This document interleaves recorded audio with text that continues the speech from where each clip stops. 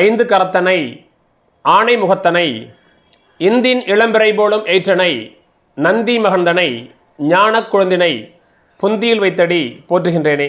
வணக்கம்.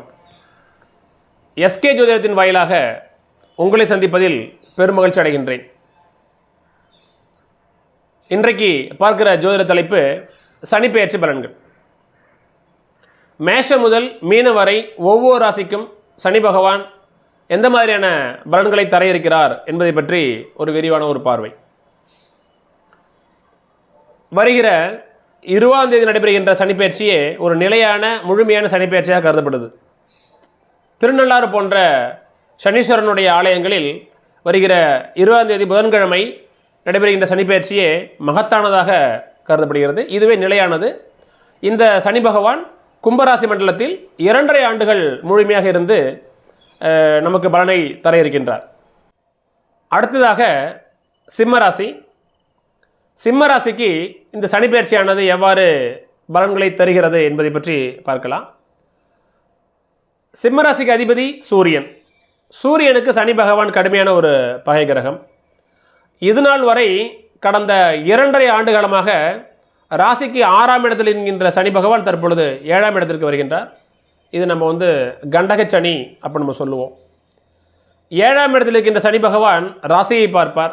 அப்போ மந்த புத்தியை கொடுப்பார், ஒரு சில மன அழுத்தத்தை கொடுப்பார், சில கஷ்டத்தை கொடுப்பார்.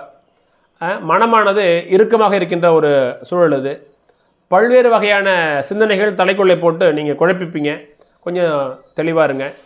ஸோ இந்த சிம்மராசியில் பிறந்த பள்ளி வயது மாணவ மாணவிகளுக்கு இந்த சனிப்பெயர்ச்சி முதல்ல எப்படி இருக்குன்னு பார்க்கலாம். நான் ஏற்கனவே சொன்ன மாதிரி சனி பகவான் ஒரு மந்தக்காரகன் இல்லையா, சோம்பேறிக்காரகன் இல்லையா. அப்போ ராசிக்கு 7ஆம் இடத்துல இந்த சனி பகவான் உங்கள் ராசியை பார்ப்பதால் உங்களை சோம்பேறியாக்கும். சனி பகவான் ராசியை பார்ப்பதன் மூலமாக நீங்கள் சோம்பேறியாகவும் மந்தமாகவும் இருப்பீங்க. அப்போ நீங்கள் என்ன பண்ணணும், உங்களை நீங்களே ஆக்டிவேட் பண்ணிக்கணும், நேரத்தில் எழுந்திக்க முயற்சிக்கணும். சரிங்களா? ஒரு நல்ல ஒரு வாக்கிங் எக்ஸசைஸ் மாதிரி செஞ்சு உங்களை நீங்கள் சுறுசுறுப்பாக வச்சுக்கணும், பிரிஸ்காக வச்சுக்கணும் எப்பொழுதுமே. சரிங்களா? இது ஒன்றே மட்டும் பண்ணுங்கள். அதே மாதிரி உங்களுடைய படிப்பில் அதிக கவனம் செலுத்துங்க.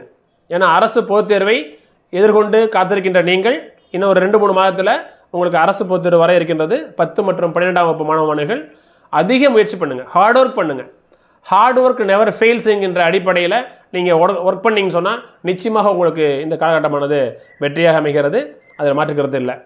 அதே மாதிரி இளைஞர்கள், திருமண வாழ்க்கையில் உள்ள இளைஞர்கள் சற்று கவனமாக இருக்கணும். சரிங்களா? திருமணத்தில் அல்லது திருமண காலகட்டத்தில் இருக்கின்ற தம்பதிகள் மிகவும் கவனமாக இருக்கணும். ஏன்னா உங்கள் ராசிக்கு 7ஆம் இடத்தில் சனி பகவான் ஆட்சி பலமடைகிறார். 7ஆம் இடம் என்பது மனைவி ஸ்தானம். அப்போ குடும்பத்தில் கணவன் மனைவிக்கிடையே கருத்து வேற்றுமை வரவும் வாய்ப்பு இருக்குது. சற்று எச்சரிக்கையாக இருக்கணும். அதேமாதிரி நண்பர்களோடான பழக்க வழக்கங்கள் தவிர்த்துருங்க. ஸோ ஏன்னா 7ஆம் இடம் என்பது ராசிக்கு நண்பர்களுடைய அமைப்பது. ஆக நண்பர்கள் வகைகளில் ஒரு சில பிரச்சனைகள் சேரும். ரொம்ப கவனமாக இருக்கணும். பார்ட்னர்ஷிப் வகையான பிஸ்னஸ் உங்களுக்கு வேண்டாம். சுயதொழில் செய்வர்கள் சொந்த தொழிலே செய்யுங்க. கூட்டு பிஸ்னஸுக்கு முயற்சிக்க வேண்டாம். இந்த காலகட்டம் உங்களுக்கு அது ஏற்படுவதாக இல்லை. வயதானவர்களும் உடல் ஆரோக்கியத்தில் மிகுந்த எச்சரிக்கையுடன் இருக்கணும் நீங்கள். ஏன்னா சனி பகவான் 7ஆம் இடத்திலிருந்து உங்களுடைய ராசியை பார்க்கின்றார். சரிங்களா? அதே மாதிரி ராசிக்கு 4ஆம் இடத்தையும் பார்ப்பார். சனி பகவான் கும்ப ராசியிலிருந்து 10ஆம் பார்வையாக உங்களோட ராசியினுடைய 4ஆம் இடத்தை பார்ப்பார். அப்போ தாயாரினுடைய உடல்நலத்தில் ஆரோக்கிய குறைபாடு ஏற்பட வாய்ப்பு இருக்கிறது. உங்களுக்கும் சுகஸ்தானத்தை பார்ப்பதனால் சுகபோக வாழ்க்கையிலும் சற்று பிரச்சனைகள் வர வாய்ப்பு இருக்கிறது. சற்றே விவேகமாக இருந்தீங்கன்னு சொன்னால் இந்த சனி பெயர்ச்சி 2.5 ஆண்டு காலம் கும்பத்தில் இருக்கின்ற காலகட்டத்தை நீங்கள் எளிதாக வெல்ல முடியும். என்ன அதனால் பொதுவாக உங்களுடைய ராசிக்கு சனி பகவான் பகைவராக கருதப்படுகிறார். எனவே கடகராசி சிம்மராசிக்காரர்களுக்கு சனி பகவான் சற்றே அதிகமான சில தீமைகளை செய்ய கடமைப்பட்டவர் என்கின்ற அடிப்படையில் கடகராசிக்காரர்களும் சிம்மராசிக்காரர்களும் மிகுந்த எச்சரிக்கையுடன் இந்த காலகட்டத்தை நீங்கள் கழிக்க வேண்டும். குறிப்பாக மனைவி வகைகளும் நண்பர்கள் வகைகளும் பங்குதாரர் வகைகளும் நீங்கள் கவனமாக இருந்தீங்கன்னு சொன்னாவே இந்த 2.5 ஆண்டு காலம் உங்களுக்கு பொற்காலம் என்றே நம்ம சொல்லலாம். ஒவ்வொரு முறையும் நான் சொல்கிற மாதிரி ஜனனகால ஜாதகம் தான் மிக மிக முக்கியம். சரியா? சிம்மராசியில் நீங்கள் பிறந்திருந்தாலும் இப்பொழுது உங்களுக்கு கண்டகச்சனி நடந்திருந்தாலும் ஜனன காலத்தில் பிறக்கின்ற காலகட்டத்தில் உங்களுடைய ராசி லக்னம் வலுவாக இருந்ததுன்னு சொன்னால் இந்த கோச்சார பலன்கள் மிகப்பெரிய உங்களுக்கு கெடுபலன்களை தராது. ஜனனகால ஜாதகத்தில் லக்னம் லக்னாதிபதி நடக்கின்ற தசாபுத்திகள் வலுவாக இருக்கும் பொழுது இந்த ராசிக்கு 7ஆம் இடத்தில் இருக்கின்ற சனி பகவான் உங்கள் ராசியை பார்த்தாலும் மிகப்பெரிய அளவுக்கு உங்களுக்கு தீங்குகளோ தொந்தரவுகளோ வந்துடாது.